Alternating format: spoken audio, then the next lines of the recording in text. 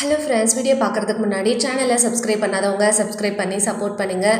நம்ம விஜய் மல்லி ஸ்டோரியில் நம்ம வெண்பா குட்டிக்கு இருக்க அந்த சிவியரான ஃபிக்ஸு சரியாகணும் அப்படின்னா கண்டிப்பாக அதுக்கு தேவை ட்ரீட்மெண்ட்டோ இல்லை ஹாஸ்பிட்டலுக்கு போக வேண்டியதோ தேவையில்லை.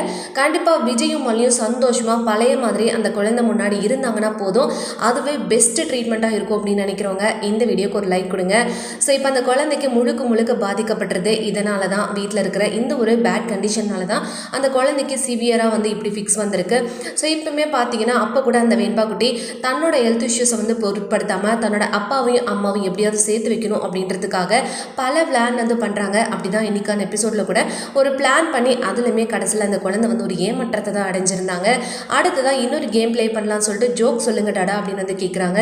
விஜயுமே பார்த்தீங்கன்னா கொஞ்சம் ஒரு மாதிரியாக தான் வந்து ஒரு ஜோக்குமே வந்து வெண்பாக்காக சொல்கிறாங்க. அந்த ஜோக்கை கேட்டுட்டு எல்லாருமே சிரிக்கிறாங்க. உடனே மல்லியும் ஒரு ஜோக் வந்து சொல்கிறாங்க. அதை கேட்டுட்டு எல்லாரும் சிரிக்கவும் தான் இப்போ உடனே நம்ம வெண்பா குட்டிக்கு சிரிக்க ஃபிக்ஸ் வந்துடுது.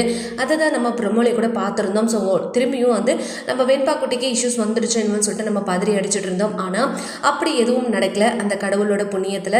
இப்போ நம்ம விஜய் பார்த்தீங்கன்னா வெண்பா குட்டியை அப்படியே வந்து மடியில் போட்டுட்டு வெண்பா குட்டி அப்படின்னு கதறாங்க. மல்லியுமே வந்து அழ ஆரம்பிச்சிடுறாங்க. உடனே பார்த்தீங்கன்னா வெண்பா குட்டி அப்படியே லைட்டாக வந்து கண்ணை ஓப்பன் பண்ணி எனக்கு ஒன்றும் இல்லை டாடா, அதிகமாக சிரிச்சேன் அப்படின்னாலே இந்த மாதிரி ஃபிக்ஸ் வந்துடுது அப்படின்ற மாதிரி சொல்கிறாங்க. அதை கேட்டுட்டு விஜயும் மல்லியுமே அப்படியே வந்து பயங்கரமாக அப்செட் ஆகிடுறாங்க. அப்படியே அந்த குழந்தை விஜயோட மடியில் படுத்துட்டே வந்து தூங்கிடுறாங்க. இப்போ தூங்கின சமயத்தில் விஜய் பார்த்தீங்கன்னா மல்லியை பிடிச்சி திட்ட ஆரம்பிச்சிடுறாரு.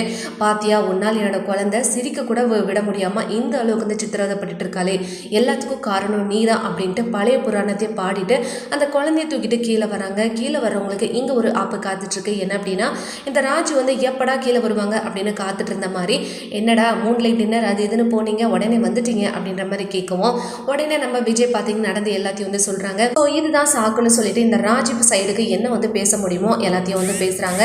அடுத்ததான் அந்த ஆர்டர் பண்ண ஃபுட்ஸ் எல்லாம் வெண்பாவால் சாப்பிட முடியாது அப்படின்றதுனால ராஜு கிட்ட ஃபுட் வந்து ப்ரிப்பேர் பண்ணி கொடுக்க சொல்லி விஜய் வந்து சொல்லுவோம். உடனே இந்த ராஜு பார்த்தீங்கன்னா நான் உங்களுக்காக நூடுல்ஸ் வந்து பண்ணி வச்சிருக்கேன் அப்படின்னு சொல்லிட்டு இப்போ உடனே வந்து கிச்சனுக்கு போகிறாங்க. அடுத்தது என்ன நடந்ததுன்னு பார்க்குறதுக்கு சேனலை சப்ஸ்கிரைப் பண்ணிக்கோங்க. தேங்க்யூ.